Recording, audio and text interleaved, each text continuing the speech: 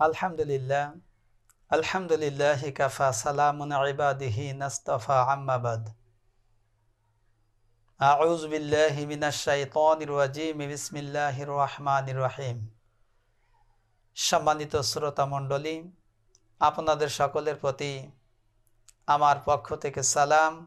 আসসালামু আলাইকুম ওয়া রাহমাতুল্লাহি ওয়া বারাকাতুহু। সম্মানিত ভাই ও বন্ধুগণ, আমি আপনাদের সামনে আজকে চমৎকার একটি বিষয় নিয়ে আলোচনা করব, যেটা বর্তমান যুগ উপযোগী, যেটা আমাদের জানা অত্যন্ত গুরুত্বপূর্ণ একটা বিষয়। বর্তমান সমাজে আমরা যেটা দেখতে পারছি যে আমাদের বাংলাদেশে প্রতিটি মসজিদের কমিটিতে লোক ঢোকার জন্য বিভিন্ন সমস্যা সৃষ্টি হচ্ছে। এখন আমরা এই বিষয় নিয়ে জানার জন্য চেষ্টা করব যে মসজিদ কমিটির অন্তর্ভুক্ত শুধু তারাই হতে পারবে যাদের ভিতরে এই চারটি গুণ থাকবে। অর্থাৎ আল্লাহ রাব্বুল আলামিন সূরাতুত তাওবার 18 নম্বর আয়াতে তিনি উল্লেখিত করেছেন যে কারা কারা মসজিদের রক্ষণাবেক্ষণের দায়িত্বে ঢুকতে পারবে, অর্থাৎ মসজিদের দায়িত্ব নিয়ে মসজিদ পরিচালনা করতে পারবে। তাদের চারটি গুণ থাকতে হবে। সেই চারটি গুণ আল্লাহ রাব্বুল আলামিন স্বয়ং নিজেই উল্লেখিত করেছেন। এই গুণের ভিতরে এই চারটি গুণ যাদের ভিতরে থাকবে শুধু তারাই মসজিদের কমিটির অন্তর্ভুক্ত হতে পারবে। অন্যথায় যাদের ভিতরে এই চারটি গুণ নাই তারা কখনোই মসজিদের কমিটির অন্তর্ভুক্ত হতে পারবে না। স্বয়ং আল্লাহ রাব্বুল আলামিন এ ব্যাপারে বিধান নাজিল করেছেন। এই চারটি গুণ কি কি আমরা পর্যায়ক্রমে আমরা জেনে দেব ইনশাআল্লাহ তাআলা। 1 নম্বর গুণ, যারা কমিটির অন্তর্ভুক্ত হতে পারবে তাদের 1 নম্বর গুণ হলো যারা আল্লাহ ও পরকালের প্রতি পূর্ণ বিশ্বাস রাখে। অর্থাৎ আল্লাহর প্রতি বিশ্বাস এবং মৃত্যুর পরবর্তী জীবনের প্রতি যে ব্যক্তি বিশ্বাস করবে এবং সেই অনুযায়ী নিজের জীবনকে পরিচালনা করবে, শুধুমাত্র সেই ব্যক্তি এই মসজিদের কমিটির অন্তর্ভুক্ত হতে পারবে বলে আল্লাহ তাআলা উল্লেখিত করেছেন। কারণ মসজিদটা হলো আল্লাহ তাআলার ঘর। মসজিদটাকে বলা হয় বাইতুল্লাহ, অর্থাৎ আল্লাহর ঘর। আর এই আল্লাহর ঘরের রক্ষণাবেক্ষণ করার জন্য আপনার সর্বপ্রথম যে গুণটি অর্জন করতে হবে সেই গুণটা হলো আপনার আল্লাহর প্রতি ঈমান, আল্লাহর প্রতি প্রেম, আল্লাহর প্রতি ভালোবাসা, আল্লাহর ভয় অন্তরে থাকতে হবে এবং পরকালের প্রতি আপনার বিশ্বাস স্থাপন করতে হবে। অর্থাৎ আখিরাতের দিন আল্লাহ রাব্বুল আলামিনের সামনে আপনার দণ্ডায়মান হতে হবে, এই আশা আকাঙ্ক্ষা, এই ভয় আপনার অন্তরে জাগ্রত রাখতে হবে সর্ব অবস্থায়। 2 নম্বর যে গুণটি আপনার থাকতে হবে, সেই 2 নম্বর গুণ হলো আপনাকে 5 ওয়াক্ত নামাজ পড়তে হবে। অর্থাৎ একজন পাক্কা 5 ওয়াক্ত জামাতের সাথে নামাজিওয়ালা হতে হবে। সম্মানিত উপস্থিতি, আপনার নামাজি যদি হতে হয় তাহলে আপনার 5 ওয়াক্তই জামাতের সাথে আপনার নামাজ আদায় করতে হবে। শুধু নামাজ পড়লে হবে না, নামাজ কায়েমের আন্দোলন আপনার করতে হবে।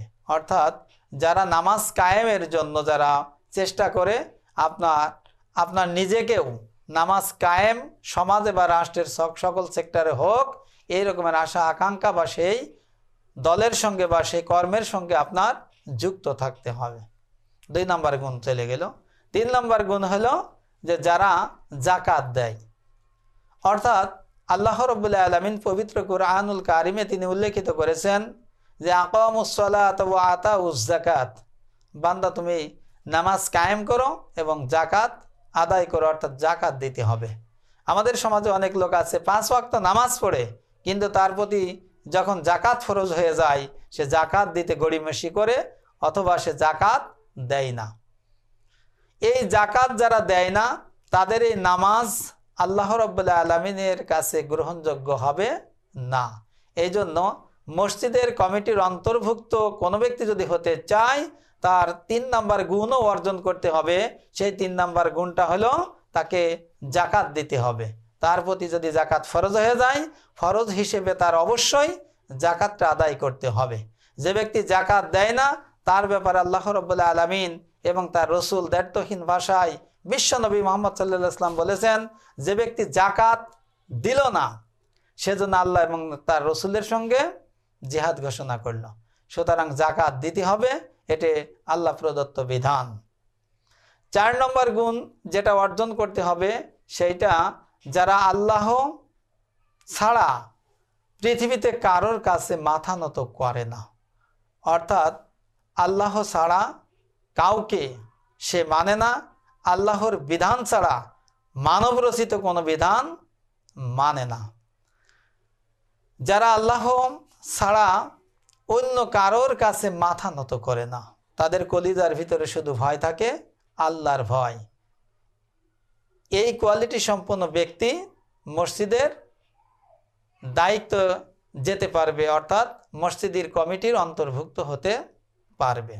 সম্মানিত উপস্থিতি, আরেকটা উল্লেখিত কিছু গুণ রয়েছে, যে গুণটা হলো মসজিদের সভাপতি বা সেক্রেটারির আরেকটা গুণেও গুণান্বিত হতে হবে। সেটা হলো এই যে মসজিদের ইমাম বা খতিব যদি না থাকে, তাহলে ওই মসজিদের যিনি ইমাম অথবা যিনি সেক্রেটারি আছে, ইমামের অনুপস্থিতিতে সে নামাজ তাকে পড়াতে হবে। এই নামাজ পড়ানোর উপযুক্ত তার জ্ঞান অর্জন করতে হবে, অর্থাৎ নামাজ পড়ানোর উপযুক্ত ব্যক্তি ওই মসজিদের সভাপতি বা সেক্রেটারি হওয়ার যোগ্য বলে বিবেচিত হবে। এই 4টে গুণের পাশাপাশি তাকে ইসলাম সম্পর্কে জ্ঞান অর্জন করার সর্বাত্মকভাবে চেষ্টা করতে হবে বা কোরআন সুন্নাহর জ্ঞানে গুণান্বিত হতে হবে।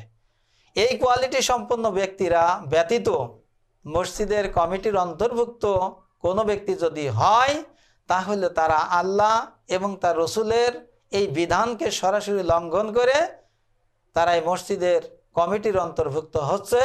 এই ব্যাপারে কেউ যদি এই 4টে গুণ অর্জন ব্যতীত মসজিদের কোনো দায়িত্বে যদি কমিটির অন্তর্ভুক্ত যদি হয়, আল্লাহ রাব্বুল আলামিন ওই কমিটির অন্তর্ভুক্ত ব্যক্তিদের প্রতি অসন্তুষ্ট হবে এবং তারা ফরজ লঙ্ঘন করেছে বলে বিবেচিত হবে।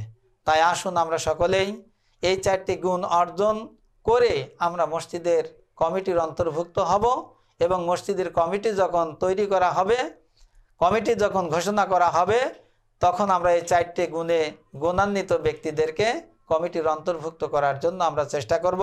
আল্লাহ সুবহানাহু ওয়া তাআলা আমাদের সকলকে এই 4টি গুণ অর্জন করে মসজিদের কমিটির সদস্য হওয়ার তৌফিক দান করুক। এই আশাবাদ ব্যক্ত রেখে আজকের আলোচনায় পর্যন্ত শেষ করছি। ওয়া আখিরি দাওয়ানা আলহামদুলিল্লাহি রাব্বিল আলামিন। আসসালামু আলাইকুম ওয়া রাহমাতুল্লাহি ওয়া বারাকাতুহু।